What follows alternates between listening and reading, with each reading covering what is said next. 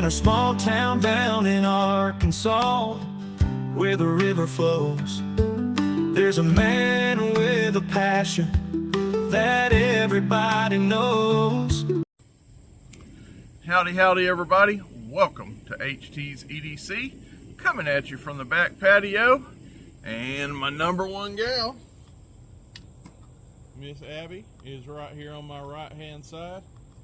You protecting us from those rabid squirrels? You got the situation under control? You do? Huh? You got it under control? She's got it under control. She just told me. We are nice and safe back here today. Hope everybody's doing good. Happy Friday. We have finally made it. Hope all you guys have a great weekend lined up. Like I said, we don't have a whole heap of stuff on our agenda this weekend. Of course, we will be going over to the Friends tonight. It's kind of a Friday night staple. We always go out and do a little barbecuing. I might even shoot a little short video, never know, from the Friday night festivities. Tonight's menu, we're doing a little barbecue. We're doing barbecue chicken thighs, baked beans, we're doing barbecue tonight. I don't know what all the sides are. Sides are gonna be, but the main course tonight is barbecue chicken thighs. I know my wife's making some barbecue baked beans, so that's the theme. Gonna be delicious. It's about all I got for the weekend. Saturday and Sunday, nothing big planned. We may get into something, but nothing planned at this time. Anyway, got a cool, awesome vintage knife to show you guys. I think you guys, most of you know, I'm kind of slowly morphing into a vintage knife collector. That is kind of what is on my radar currently. I'm liking those older, and again, everybody's term of vintage is different. For this channel, when I refer to something vintage, it is 25 years or older. I know some people say, that's not vintage, it's got to be 40 years old or 50 years old. Or for this channel, my terminology, if I say I'm going to show you guys a vintage knife, it's going to be at least 25 years old or older. So, right, wrong, or indifferent, that's what we're going with on this channel. But the one I'm going to show you, I think it will be vintage by most anybody's definition of vintage. This one is pretty old, and it is now and I know there's people out there that's got a lot older than this, but you got to start somewhere, and this is now my oldest piece in my little budding collection of vintage knives, and it is none other than this little beauty here. Yep, we have a easy open jack. About lost my train of thought there. Little two-bladed jackknife, got the easy open notch on it, and this is a Pal Cutlery, which dates back to, when did they say they opened it? They actually, I think, originally around the turn of the century came over as a German company, and it came over into the States, in the United States, and this tang stamp, if I looked it up, which I will show you guys, I don't know how much, it's pretty small writing. Is that the best way to see it? I tell you what, let's do this. That will be my best chance of you guys to read that. Anyway, that says in kind of arching letters, Pal Blade Co., made in USA. And to look up that tang stamp, this is a 1934 through 53. So at worst, it's a 53, or at its newest, it's a 1953, which is, I know, not that old to some of you. and it can be as old as a 1934. But that is my new oldest knife to my collection. And but yeah, Pal actually bought out Remington's knife. There's a whole thing there with Pal and Remington. You guys don't beat me up. I'm not the best historian in the world, but somewhere around 45 or 50 there, Pal bought out the knife division of Remington, and they have a history of kind of forming a little conglomerate there for a few years. But this is an early Pal Cutlery branded knife. Like I say, somewhere in the late 30s, 40s, up to 53, according to this tank stamp. So it is at least that old. And how did I come about this knife? This was actually a gift to me from my good buddy. I'm gonna call you Ozark boy. Is it Ozarks boy? I think it's Ozarks with an S. Ozarks boy. He shortened that last night, so I'm gonna call you by your new title. He lost the 417, Ozark boy 417 or whatever knives, and it's just Ozarks boy. So my friend Ozarks boy, aka Brother Jason, up in Springfield, Missouri. This was a gifted knife to me, part of a package he sent me for my birthday a few weeks back. Thank you, brother. I have been waiting to show this. You may say, oh, where's this knife been, HT? It hadn't went anywhere, Brother Jason, and I have been chomping at the bit to show this. Look at what shape this is. Let me get this thing out there in all its glory. This is impressive to me. Look at the condition of this knife for a, let's just say as old as it is, 30s, 40s, or 50s knife. This thing is some kind of clean. And you already know, but we're going to do this real quick. Check out this snap that is still in at least a, what is it, 53, and I'm a 74, at least an almost 70-year-old knife, not 80, at least 70-year-old knife. Listen to this. Get out of here. Half stops.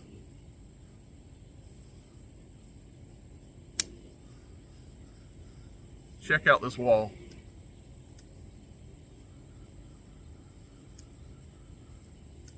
Still a good wall, and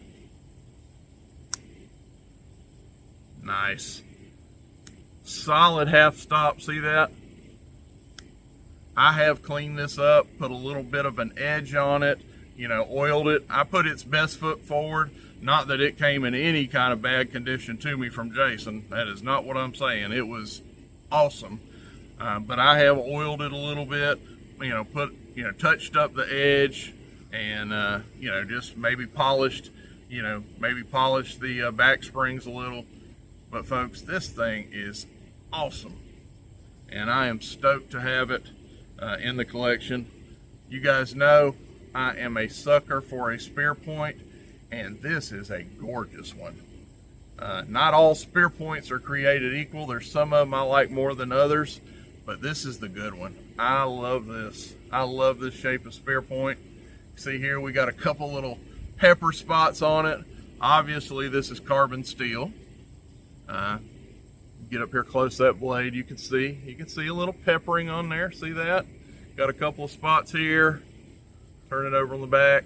The back not as much, but little pepper here. Do we have any pitting? No, we really don't have any pitting. There's another little kind of spot right here with my finger. I don't know if that'll come in with a little dash of pepper on it. I love it. If that's all that has, a 70 or 80-year-old knife has, somebody took care of this baby. I love it. Has it's a half moon nail nick on that, but look how long that is. It's almost, is there a such thing as a long pull half moon nail nick? If there is, I might have just made that up, but look how long that is. That is like an inch long of half moon nail nick there. Just cool. And we ain't even talked about these covers. Let's close this knife up a little bit where you ain't distracted by this awesome blade. Check out these brown bone jig covers.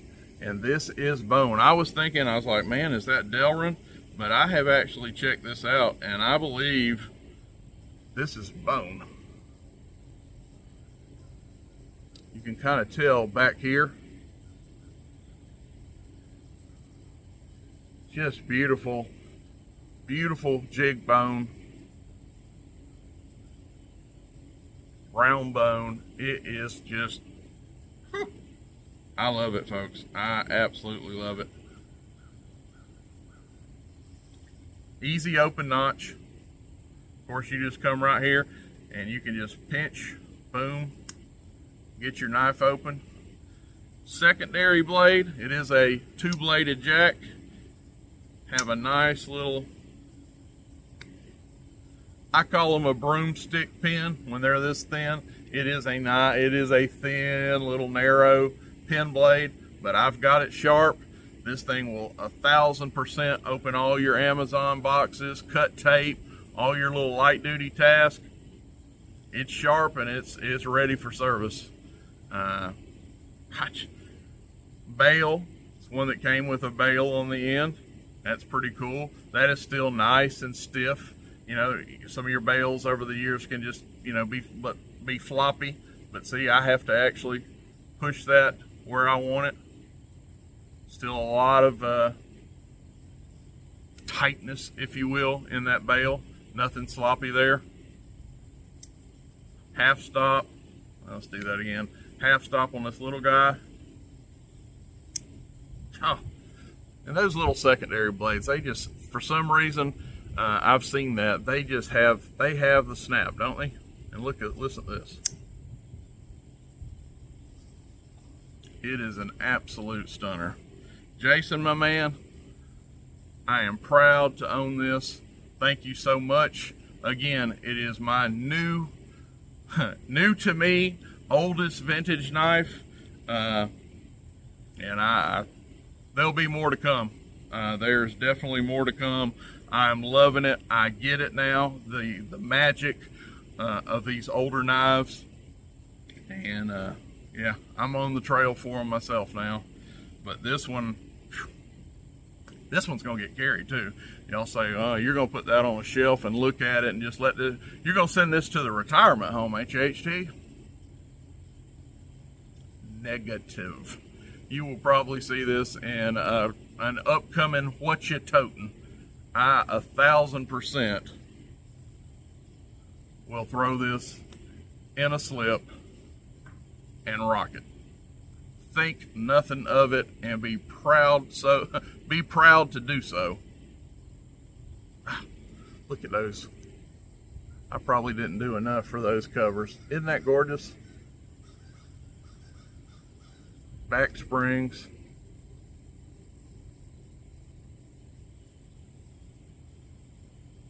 Centering. It's centered too. I don't know if you can see that, especially that little blade there in the back, but that's right down the middle. I'm trying to kind of show you this one right here. There we go. We'll show you that one. Then we'll come up here and see. There we go. Look there.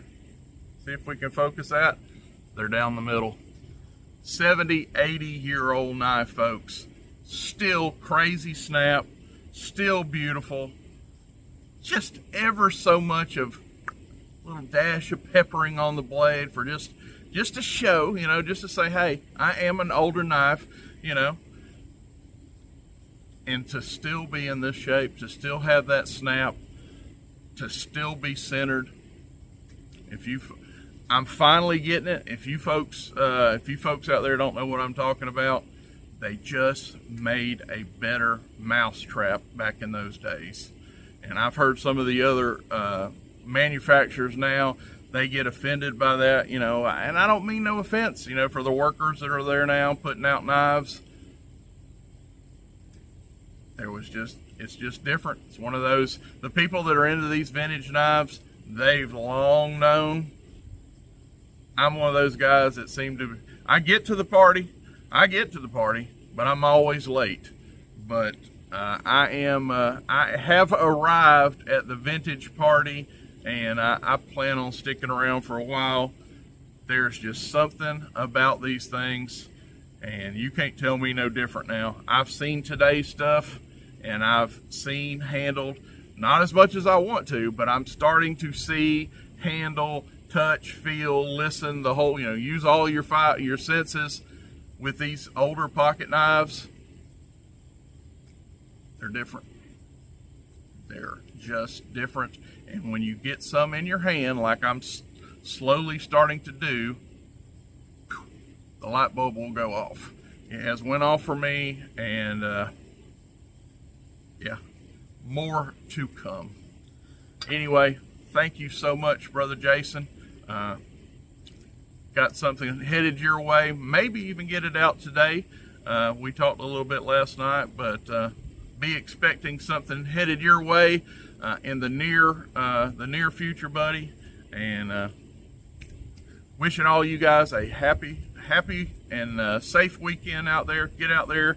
Hopefully you got sunny skies out there to get out there and enjoy it. We love you. We're going to get out of here. See you on the next one.